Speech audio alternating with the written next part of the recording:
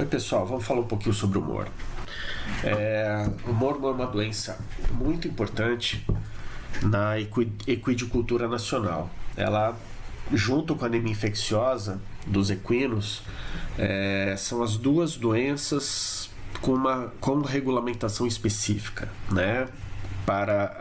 Que tem ações de prevenção e controle. Então, a gente vai observar duas doenças que provocam muito prejuízo, né, morte e prejuízo, não só para a produção animal, quanto, no caso do mormo, tem uma implicação em saúde pública, né? É uma doença infecciosa, fatal de cavalos, jumentos e mulas, causada pela Burkholderia mallei. Se a gente for olhar um pouco do histórico dessa bactéria, as classificações anteriores dela a gente já observava a denominação dela. A gente já observava a denominação dela como gênero, né, de Pfeifferella mallei. A gente encontra Leoferella mallei, Actinobacillus mallei, Malleomyces mallei e Pseudomonas mallei, né? Então são classificações anteriores. Pode ser que vocês encontrem em algum momento o agente causador do mormo como tendo um desses gêneros, né? Então, mas a classificação mais atual é a Burkholderia mallei. Então a gente vai ter uma infecção, uma doença que vai se caracterizar pela formação de abscessos purulentos em linfonodos, né? Linfonodos não só viscerais quanto linfonodos cutâneos. Então a gente vai ter aí a característica dessa doença.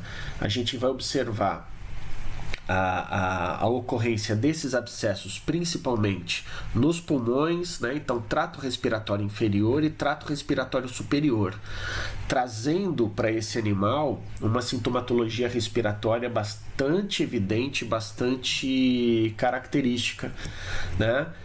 De hipersecreção nasal, com pus, claro, na necrópsia, etc. A gente vai observar lesões nesse trato respiratório, e a gente vai observar também lesões cutâneas. Que lesões são essas?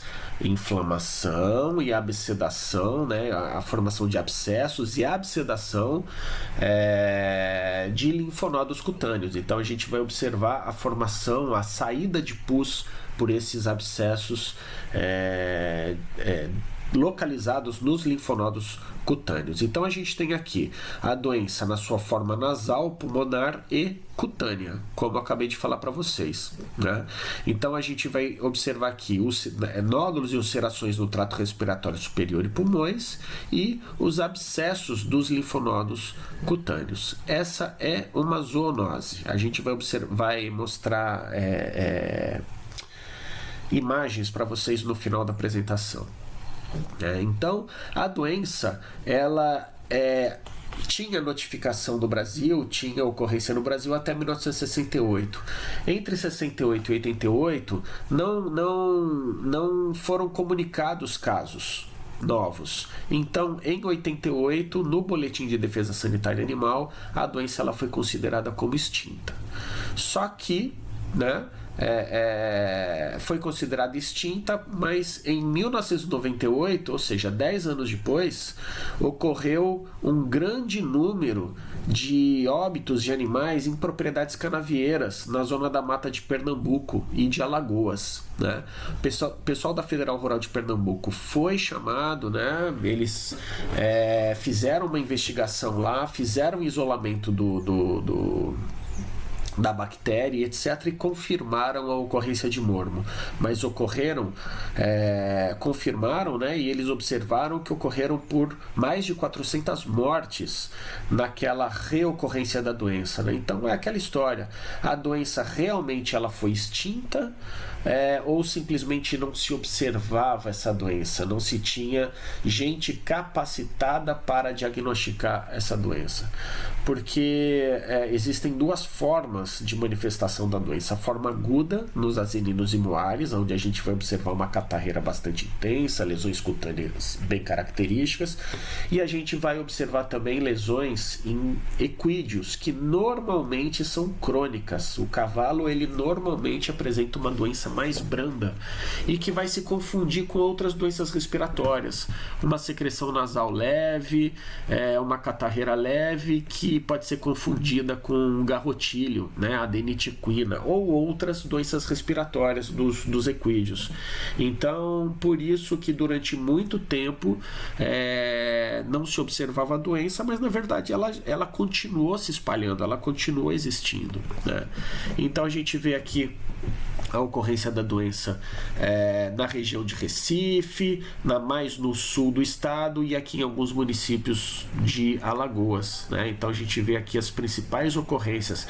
Mas ocorreu de forma assim isolada em municípios distantes? Não, com certeza ocorreu num grande número de municípios aqui, mas é aquilo que a gente fala, a doença ela precisa primeiro ser identificada para depois ser notificada. Se o pessoal não consegue nem identificar direito, quanto mais notificar, né?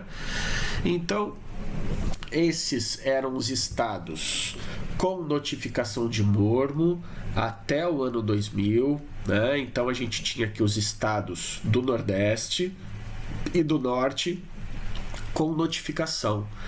De lá para cá, do ano 2000 até os dias de hoje, a doença se espalhou por todos os estados do Brasil, né? Isso devido ao trânsito irregular de equídeos, trânsito sem guia de trânsito animal, sem a GTA e sem a elaboração, né, sem a confecção dos exames sorológicos desses animais para identificar a presença ou não de mormo e de AIE também, né? Então, se o mormo se espalhou por todos esses estados durante esse período todo, né, a AIE também ela teve as mesmas condições de se disseminar, né? Então, é uma doença transmitida por contato direto, através de secreções e excreções de animais doentes. Então, secreção nasal, pus dessa secreção nasal, o pus dos abscessos da pele do animal, então que vai contaminar comedouros, bebedouros, cabrestos, cordas, todo o equipamento dos equinos, pasto e outros animais que não entraram em contato e pessoas, né, que entrarem em contato com todo esse material contaminado, eles podem se infectar. Então, não só animais quanto pessoas. Quais são as espécies acometidas? Os equídeos, como eu falei, moares e asininos, né, apresentam a doença na forma aguda e os equinos na forma crônica, tá? Então, uma forma mais branda. Aqui para exemplificar, então, animais que compartilham do mesmo ambiente, dos mesmos objetos, eles vão ter maiores condições de se infectarem. Então aqui a gente observa um modo característico de transmissão, um local fácil de transmissão. E essa foto aqui a gente quer exemplificar a questão da aglomeração animal e do compartilhamento do mesmo pasto, né? No homem, a doença normalmente é fatal, a gente vai observar pneumonia abscedante. Então, no homem a gente vai observar lesões muito semelhantes àquilo que a gente observa nos equídeos e normalmente é fatal. Por que é fatal? Ninguém sabe identificar o mormo, né? Então, uma antibiótico terapia, às vezes simples, ela não resolve. Alguns antibióticos utilizados para pneumonias, para certos agentes que provocam pneumonias nos seres humanos, eles acabam não fazendo efeito no mormo. Até mesmo porque o mormo ele tem a burkholderia tem um fator de resistência para alguns antibióticos. Então, não é uma bactéria que ela é morta, é combatida de forma fácil e simples, nem nos animais, nem no ser humano. Então, por esse problema na questão do combate da bactéria no animal, não se faz o tratamento desse animal. A forma de resolver a infecção num animal é a eutanásia desse animal. Já no ser humano, todo tratamento ele é necessário, ele vai ser feito, mas muitas vezes esse tratamento, né, a infecção, a doença acaba sendo recorrente. É uma doença que também já foi observada em caprinos, ovinos e carnívoros, né, de acordo com o contato ou a quantidade de bactéria aos quais esses animais eles se expuseram, né?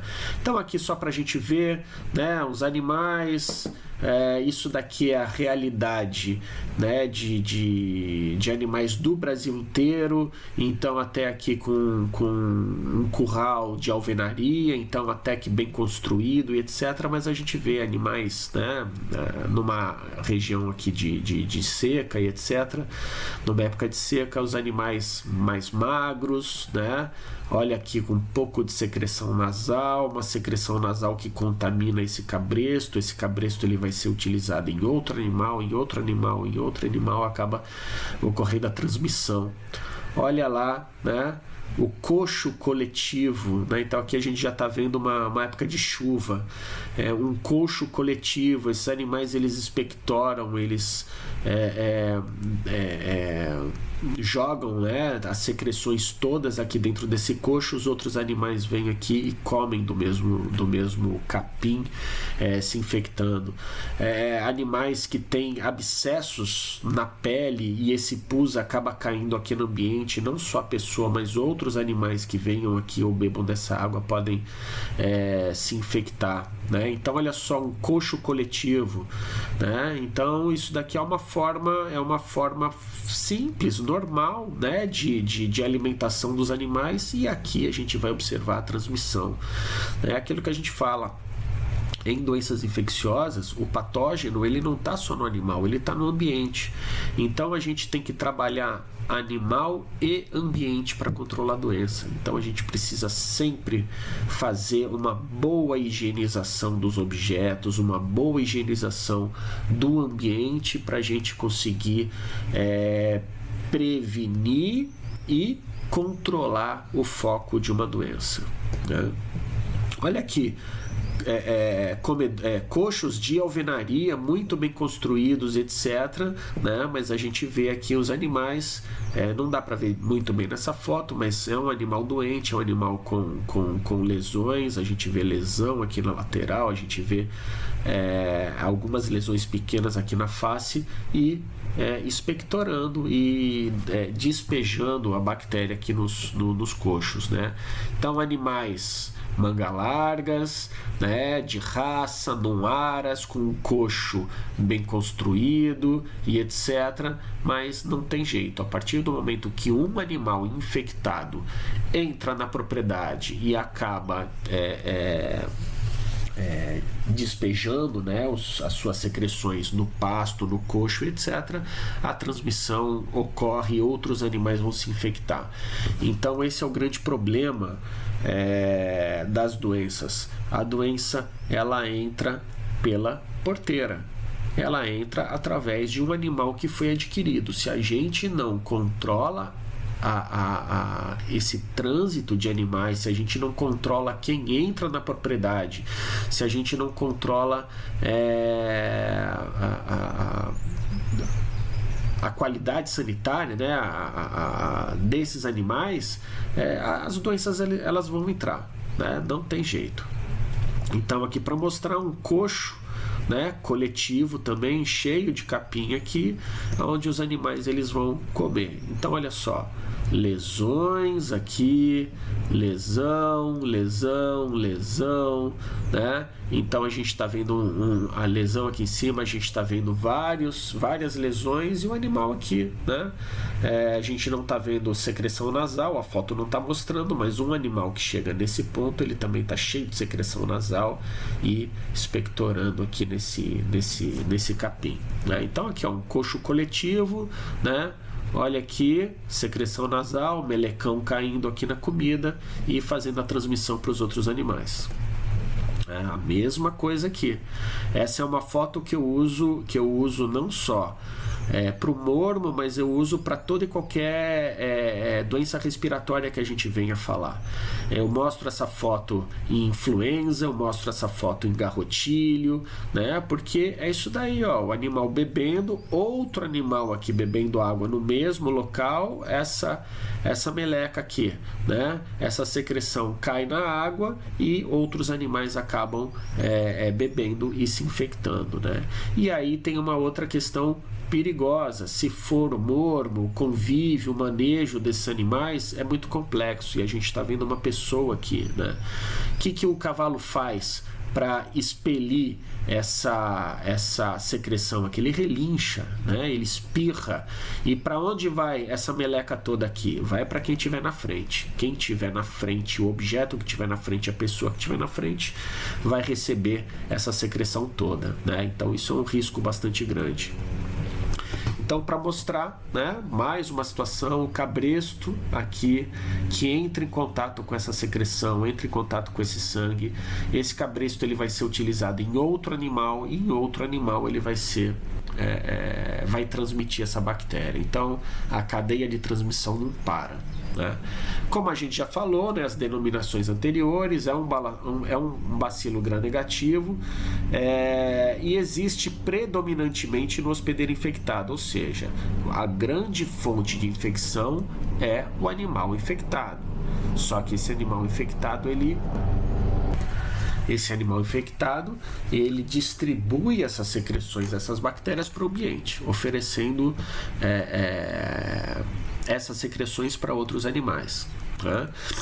Então aqui só na microscopia, né, bacilos, é uma bactéria que é destruída rapidamente por luz solar, calor e desinfetantes comuns. Então a desinfecção do ambiente ela é simples, ela é fácil, não é difícil, né? Agora, realmente ter a presença de um animal doente, um animal infectado numa propriedade, essa bactéria ela vai estar sendo distribuída para o ambiente a todo momento, né? Então não tem como fazer a desinfecção regular dos objetos e do ambiente se você tem um animal fonte de infecção ali presente naquele local.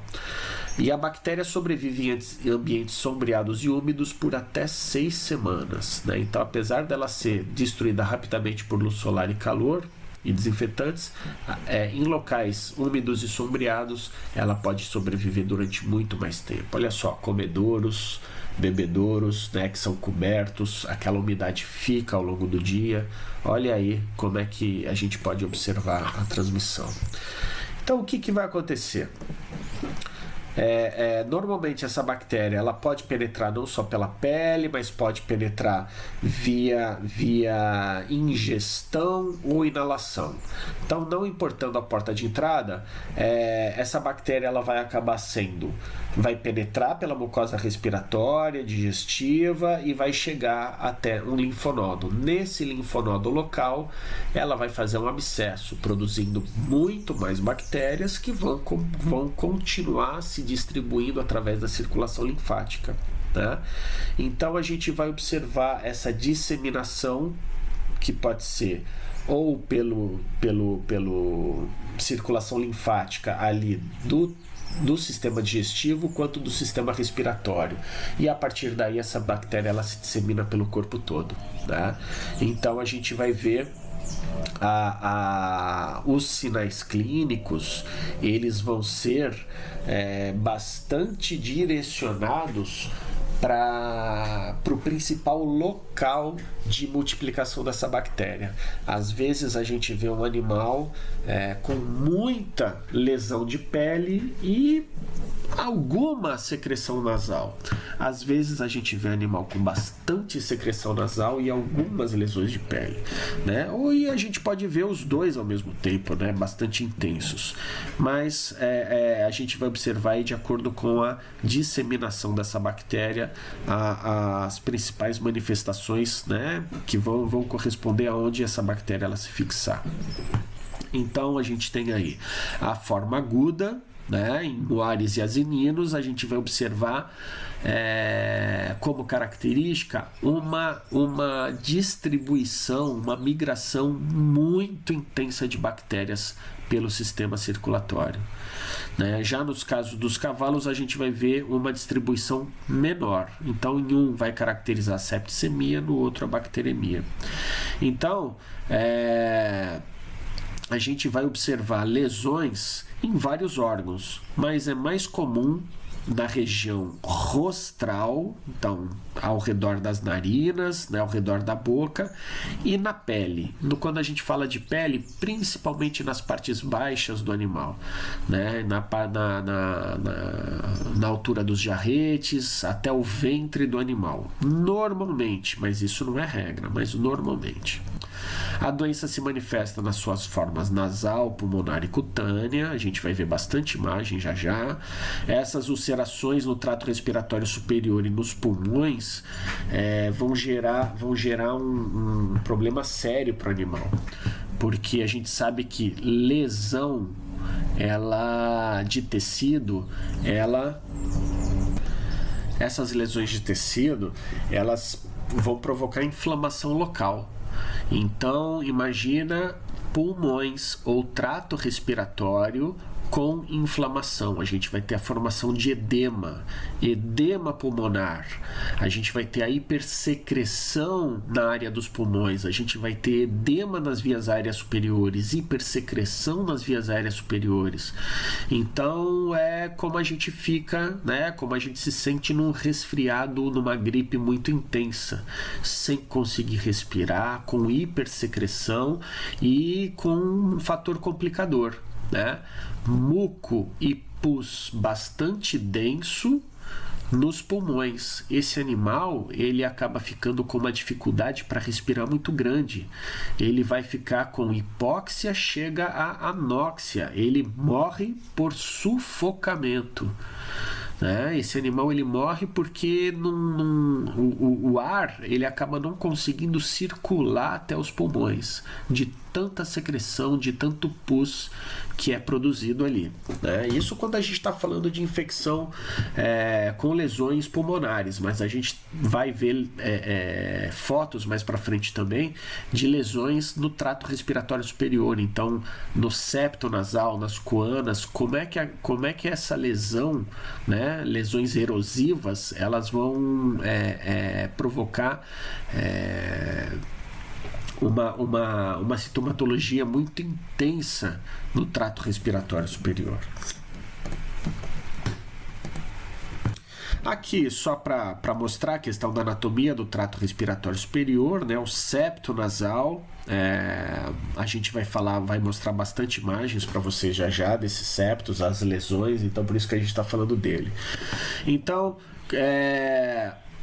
clinicamente, né, os asininos e os humoares, eles apresentam a forma aguda, então a forma respiratória vai ser caracterizada por tosse, para expectorar aquele conteúdo mucoso, aquele pus todo que está no trato respiratório, febre alta, broncopneumonia, que chega a levar à morte do animal. Então o animal ele acaba morrendo por anóxia, como eu falei.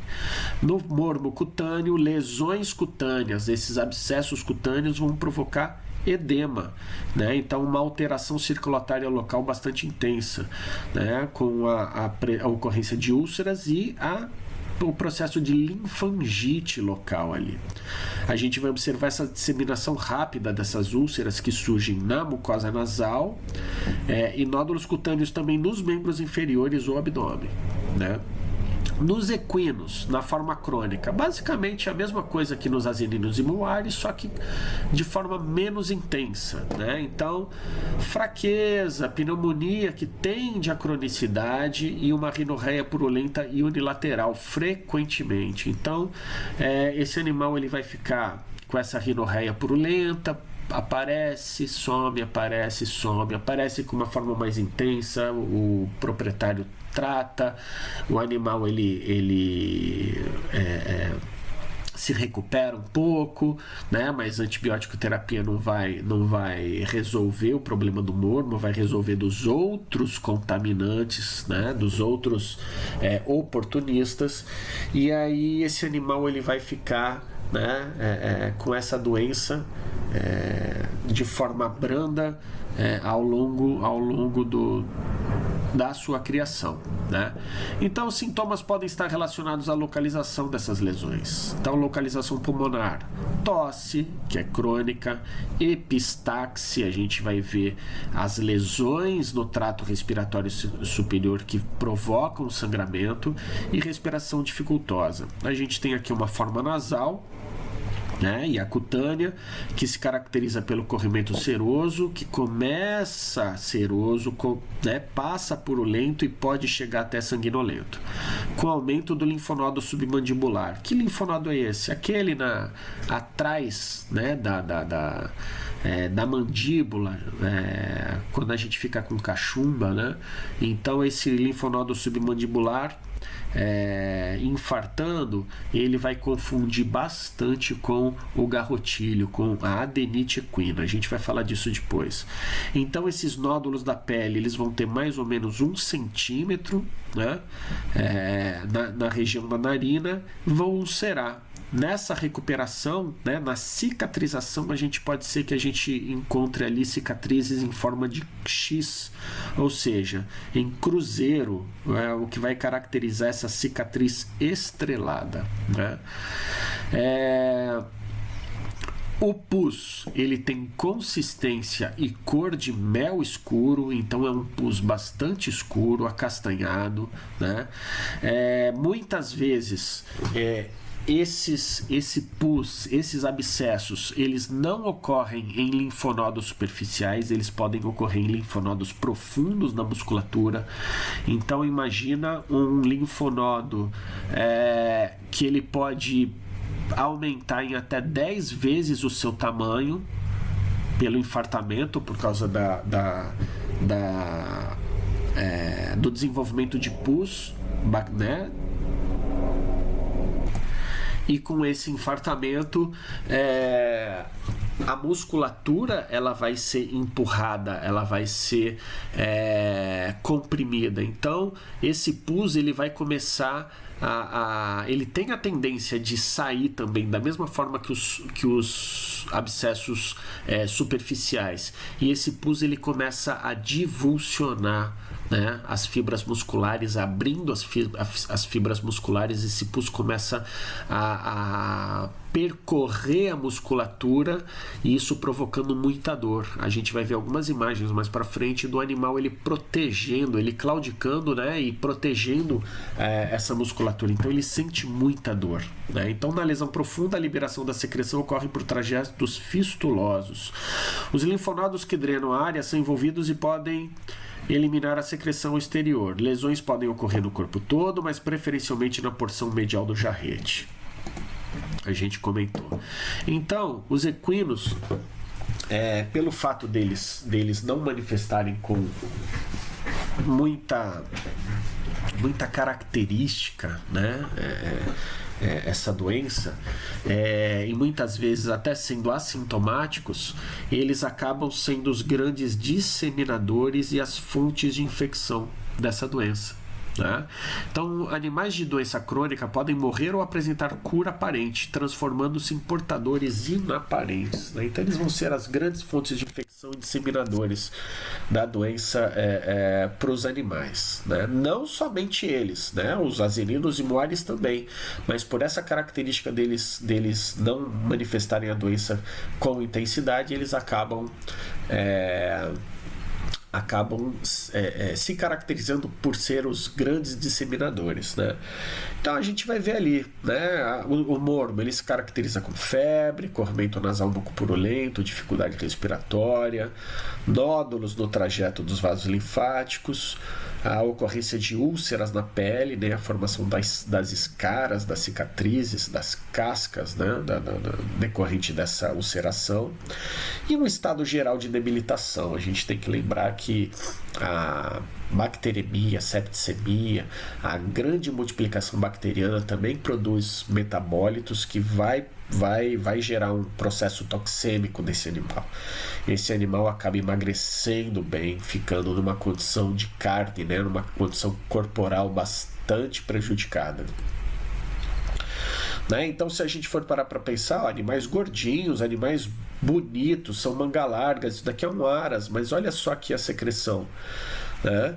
Então, é aquilo que a gente fala, é uma doença que é democrática, é para animal de carroceiro quanto animal de alta linhagem genética. A doença ela vai entrar pela porteira e vai se disseminar pelo plantel, né? Esse é o grande problema. Então aqui mais uma foto de hipersecreção. Então esse animal ele tá com lesão no trato respiratório superior, tá secretando e contaminando o ambiente todo, né? O próprio cabresto já fica todo contaminado, né? Aqui olha só, secreção, lesão, mais uma lesão aqui, vários linfonodos infartados, né, que a gente vê aqui essas nodulações. Daqui a pouco isso tudo vai acabar vindo a furo e se tornando iguais a esses daqui, né? Essa foto aqui ela é clássica. Quando a gente procura mormo na internet, imagens, essa daqui praticamente é a primeira foto que aparece. Olha só a secreção nasal. Deixa eu retomar aqui que eu parei, tive que parar. Não lembro onde que eu parei, mas vamos lá. Na necrópsia, o que a gente vai observar? Né? Claro, formação de edemas, a gente vai ver alguns órgãos com alguns abscessos, hemorragias petequiais por todo o corpo, por todos os órgãos, a gente vai ver algumas fotos mais para frente, pulmão, né, com dilatação dos linfonodos brônquicos e a apresentação de broncopneumonia catarral grave, né, a gente vai observar isso.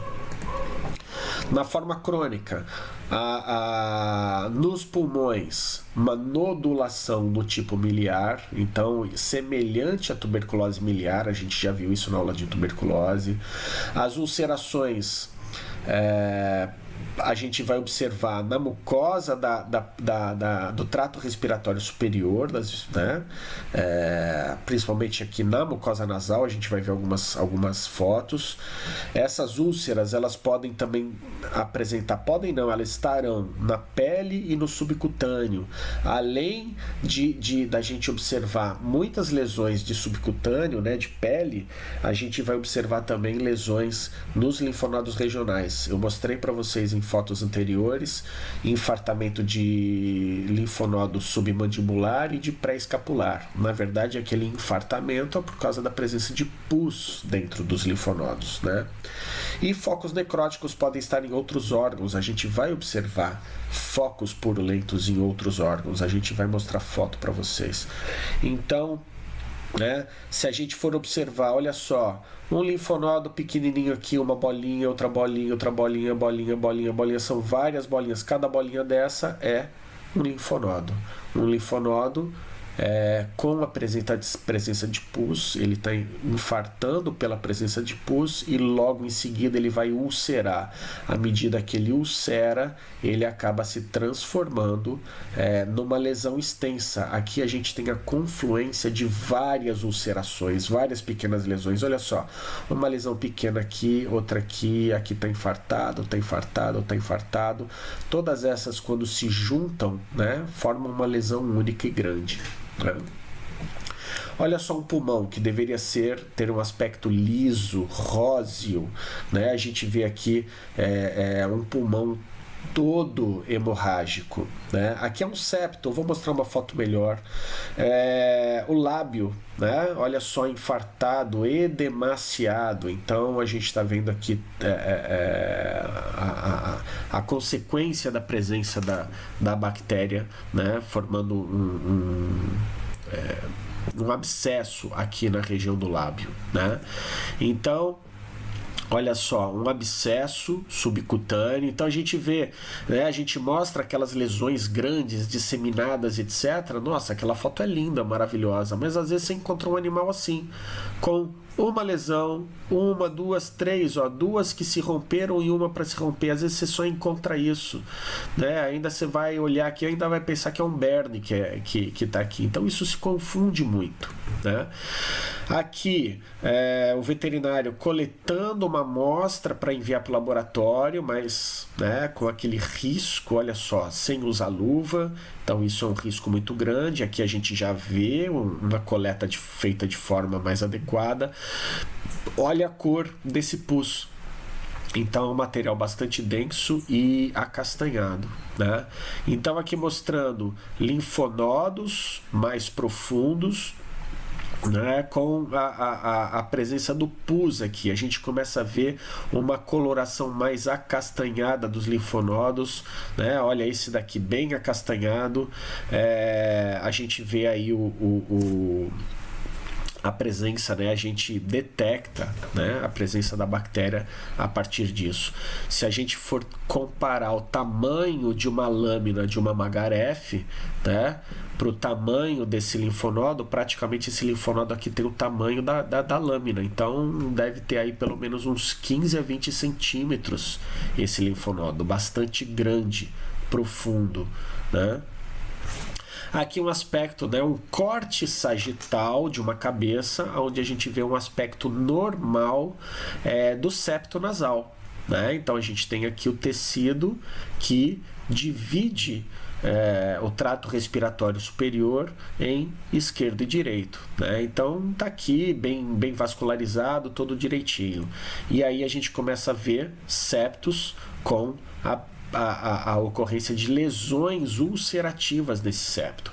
Aí eu sempre faço aquela pergunta, né, para vocês, pô, quem já teve afta na boca, uma aftazinha de meio centímetro dói igual cão, né? Então imagina uma lesão ulcerativa dessas aqui no septo.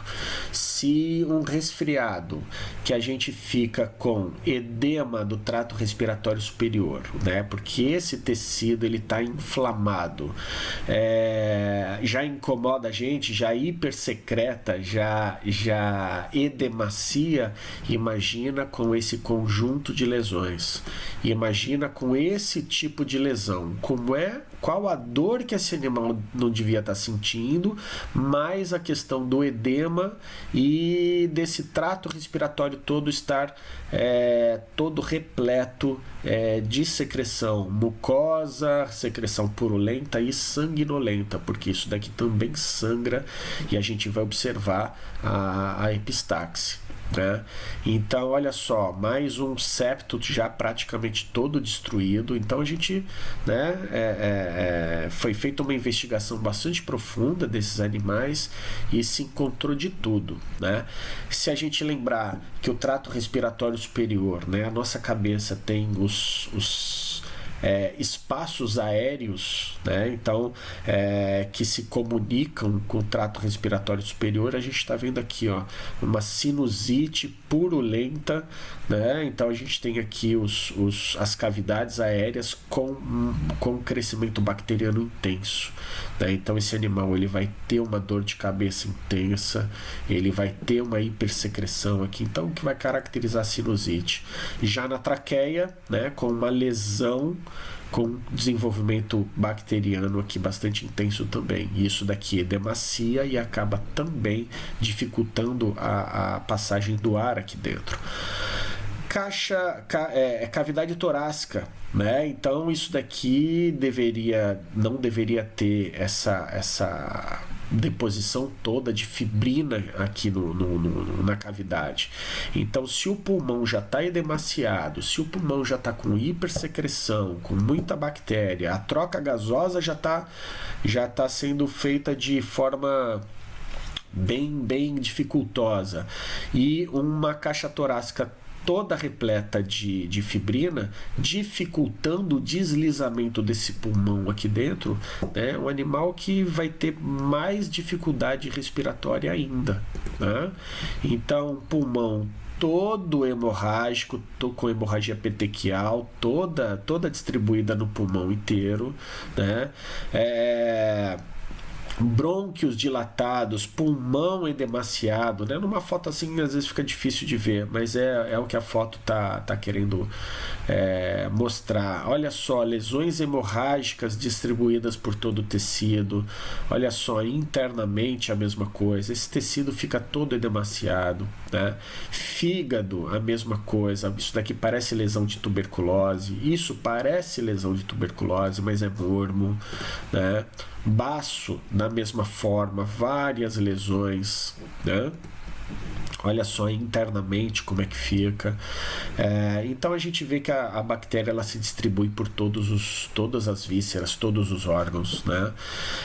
Lembra quando a gente falava de lesões em linfonodos profundos, né? Que o pus ele abria espaço pela musculatura. Então isso daqui mostra a foto, né? A imagem do animal protegendo a pata. Então ele está com um abscesso profundo.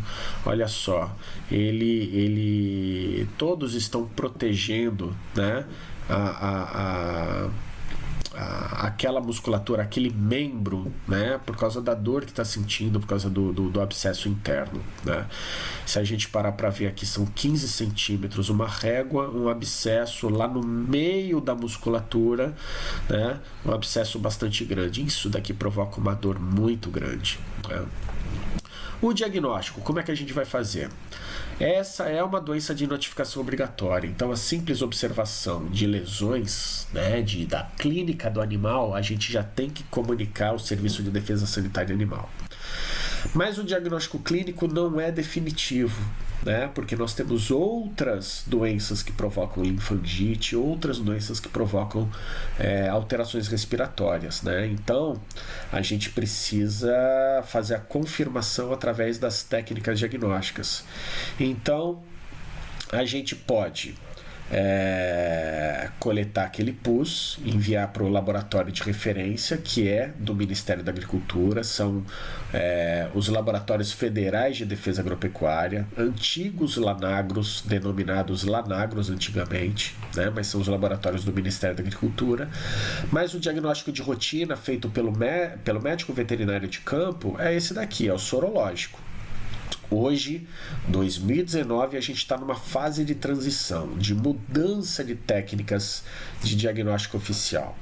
Então, até abril de 2020, alguns laboratórios, eles ainda fazem a prova de fixação de complemento. É uma técnica sorológica. Então, esses laboratórios vão poder utilizar até abril de 2020 a prova de fixação de complemento.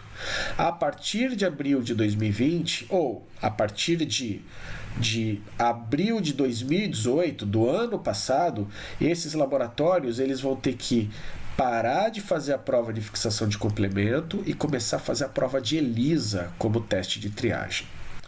Então eles têm 2 anos, de 2018 a 2020, para encerrar as atividades com a prova de fixação de complemento e implantar o ELISA como forma de triagem. E o ELISA ele já é válido hoje, tem laboratórios que fazem o ELISA e vai ser a técnica diagnóstica aceita daqui para frente, né? Então, como diagnóstico confirmatório, hoje se faz a teste da maleína ou a maleinização, né? Que também é válido até abril de 2020. Dali para frente, né? Ou seja, de 2018 para frente, ele está sendo substituído pelo Western blotting.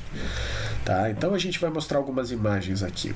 Essa é a prova de fixação de complemento, aparentemente, né, uma coisinha simples, numa plaquinha, só que essa é uma técnica que demora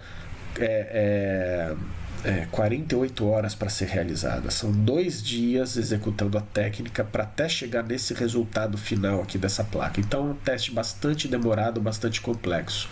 Sendo que o ELISA é feito em algumas horas, né? Então é muito mais simples. Como é que é feito a prova de maleinização do mormo, que hoje ainda é aceito como teste confirmatório? Ele é um teste alérgico, igual o da tuberculose, onde a gente inocula uma proteína derivada do cultivo celular, do cultivo, da bactéria em meio de cultura. Aquilo é filtrado, né? É titulado e etc. E aquilo ali vai servir como inóculo, né? Aonde que é inoculado esse alérgeno? Na pálpebra inferior do cavalo, né? Naquilo que na tuberculose a gente inoculava na região escapular do bovino ou na prega no caudal, no caso da prova da maleína a gente vai fazer a maleinização, né? Na pálpebra inferior do cavalo. Então vai ser inoculado 0,1 ml de inóculo, e a leitura ela é feita em 48 horas. O que a gente espera observar para diagnosticar esse animal como positivo? A formação de edema no local e a secreção de pus. Então a gente vai observar aqui edema de pálpebra com bléfaro, espasmo e conjuntivite purulenta grave. Então, na técnica de rotina, né, de diagnóstico, a gente vai coletar sangue desse animal, né, ou para fixação de complemento até o abril do ano que vem, ou para o ELISA, já hoje ativo, né, daqui para frente. A gente vai coletar, né? A gente vai identificar o animal, né? Aqui está falando a respeito da prova de inoculação, né? Da maleína, mas na fixação de complemento e no ELISA a gente faz a mesma coisa, preenche a identificação do animal, a identificação da amostra e coleta o sangue para envio para o laboratório. Aqui no caso, se o animal ele for positivo ou suspeito na técnica de triagem, ele precisa fazer a técnica confirmatória. Se preenche a ficha de identificação do animal e se faz a inoculação, né, do alérgeno, aquele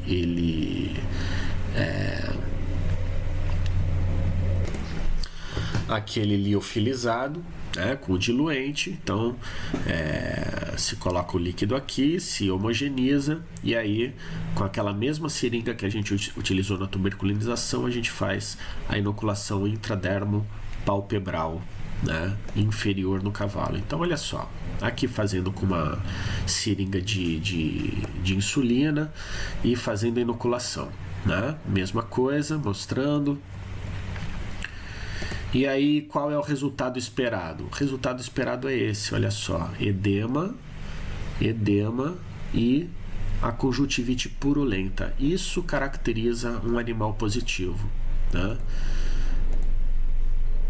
Aqui, olha só, bem intenso o edema e a secreção ocular, só que isso também tem um problema, isso coça, né? Isso coça, a inoculação coça. Então às vezes o animal pode até ser negativo, mas se deixar ele pode ferir o olho e provocar um edema e provocar lesão purulenta ou uma lesão qualquer aqui e acabar dando, né, uma caracterização de um positivo, né? Esse daqui é positivo.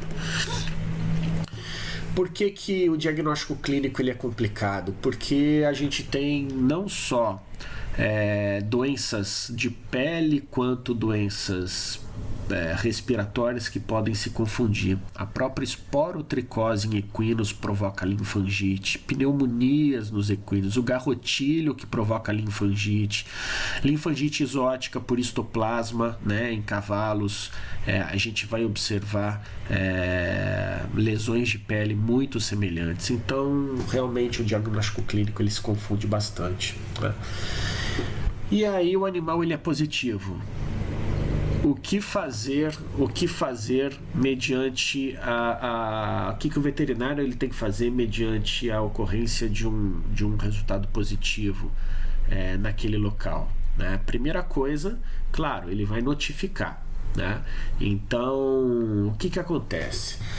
A suspeita clínica ele já pode notificar, porque a partir do momento que ele envia material para o laboratório, quem vai notificar é o laboratório. O laboratório, quando ele notifica um caso positivo, ele já notifica direto para a defesa sanitária esse positivo, né? Então não é nem o veterinário responsável pela propriedade, é o próprio laboratório que notifica. Aí, uma propriedade com animais positivos, o que tem que ser feito? Interdita a propriedade, todos os outros animais, os equídeos dessa propriedade, eles vão ter que ser testados. Esse animal positivo, ele vai ter que ficar isolado dos demais e ele vai ter que ser sacrificado em até 30 dias. Né? Então, ele vai ser sacrificado, pode ser incinerado, e todo o ambiente onde esses animais ficam, ele tem que ser desinfetado. Vai ser desinfetado o que? A pastagem? Não, claro que não, né? Mas ali o curral, aonde os comedouros, bebedouros, toda a tralha desse animal, a sela, cabrestos, tudo que envolve o manejo desses animais, ele vai ter que ser desinfectado, né? Então, o caso de suspeita vai ser atendida pelo Serviço Veterinário Oficial em todo o território nacional, né? Vai ser feita a colheita de amostra dos animais com sinais clínicos, sugestivos, e vai ser encaminhado para o laboratório de referência, né? Então, olha lá, isolamento da área onde existiam os animais doentes, perfeito, a propriedade já foi interditada, já falei. O sacrifício dos animais positivos às provas diagnósticas, já falei. Isolamento e reteste dos suspeitos, né? O que são os suspeitos? Aqueles com algum tipo de manifestação clínica. Cremação dos cadáveres no próprio local, fazer desinfecção das instalações, o controle do trânsito. O que é isso? Exigir atestado negativo para entrada na propriedade, né? Então, essa série de fotos aqui, um colega do Mato Grosso do Sul me enviou de um foco de mormo lá, né? Então o pessoal do IAGRO, da Defesa Sanitária Animal local, eles estavam trabalhando no foco, então eles eutanasiaram o animal, fizeram a necrópsia, coletaram mais material e a partir daí eles colocaram o animal na cova, né? Colocaram o avental descartável, o macacão descartável deles, colocaram junto e acabaram incendiando tudo, né? Então eles cremaram o animal e todo o equipamento descartável que eles utilizaram, depois eles enterraram, né? E as instalações? Eles foram para as instalações, né? Fizeram aqui uma solução desinfetante com uma bomba pulverizadora e deram banho no curral todo. Isso é um processo de desinfecção, é isso que é feito, por exemplo, em foco de febre aftosa, isso é feito em foco de mormo, isso é feito em foco de peste suína, em foco de influenza aviária, né? Isso é a atividade que tem que ser realizada no ambiente de criação desses animais, desinfetar tudo, né? Inclusive a tralha, toda a tralha foi lavada e depois ficou no sol para secar, né? Então o tratamento não é indicado, os animais se tornam portadores crônicos, então por isso eles têm que ser eutanasiados, né? Eles não podem ser tratados. A antibiótico terapia não garante a cura desses animais, né? Então, o atestado negativo de mormo, né, aquele atestado sorológico do ELISA ou da fixação de complemento, tem validade de 15 dias para trânsito internacional e 60 dias para trânsito interno aqui no Brasil, né? Relembrando, controle do trânsito dos equídeos, já falei, investigação dos focos, saneamento das propriedades focos, já falei, sacrifício dos animais sororreagentes, já falei, acompanhamento das áreas dos focos. O que é esse acompanhamento? Não é simplesmente detectar os positivos e eutanasiar. Lembrando que alguns animais eles podem estar no início do período de incubação e as técnicas diagnósticas não detectarem anticorpos nesses animais. Então, mesmo identificando todos e eutanasiando todos, 30, 60 dias depois, né? Cada norma tem um período, né? 45, 60 dias depois, você vai ter que retestar os animais todos, porque alguns animais poderiam estar no início da incubação e eles só vão ser sororeagentes, só vão ser detectados nas técnicas diagnósticas depois de 30 a 60 dias, né? Certificação de propriedade controlada, ainda não tem legislação para isso, tá? Ainda não tem. Produção de maleína como meio alternativo para diagnóstico, isso daqui está caindo por terra em função da troca das técnicas diagnósticas, tá? E aí a questão da saúde pública, né? O mormo é uma doença ocupacional, ela pode ocorrer nos tratadores, nos proprietários, naqueles profissionais todos que manejam esses animais.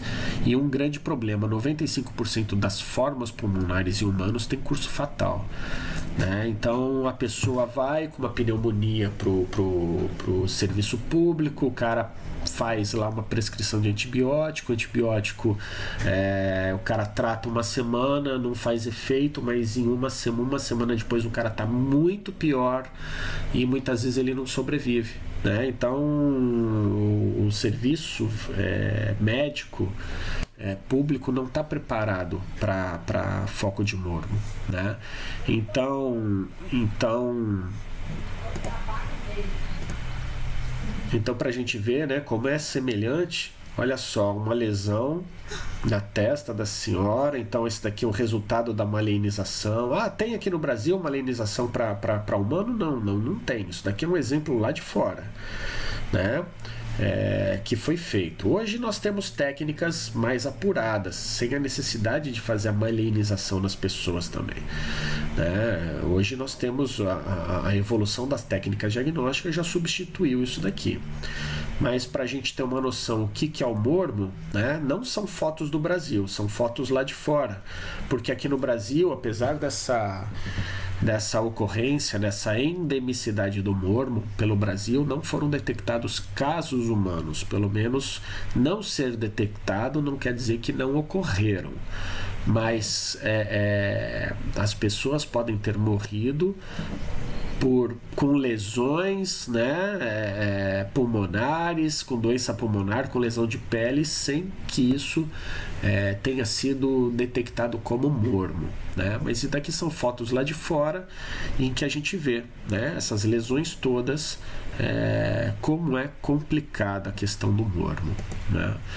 Então o regulamento técnico do mormo, né, aquilo que a gente fala das normas de prevenção e controle do mormo no Brasil, elas estão aqui descritas na Instrução Normativa número 6, de 16 de janeiro de 2018. Então, a legislação que aprova as diretrizes gerais para prevenção, controle e erradicação do mormo no território nacional. Isso já está no SIGA, já está disponível para vocês e é material para estudar. Então lembrem, primeiro estudem a doença, porque toda a legislação ela é feita a partir da característica da doença. Muito do que a gente já falou aqui, né, vai ser repetido lá na legislação. Então vocês vão ter maior facilidade de entender a legislação estudando primeiro a doença. Tá bom? Então é isso daí. Fico por aqui. Bom estudo para vocês.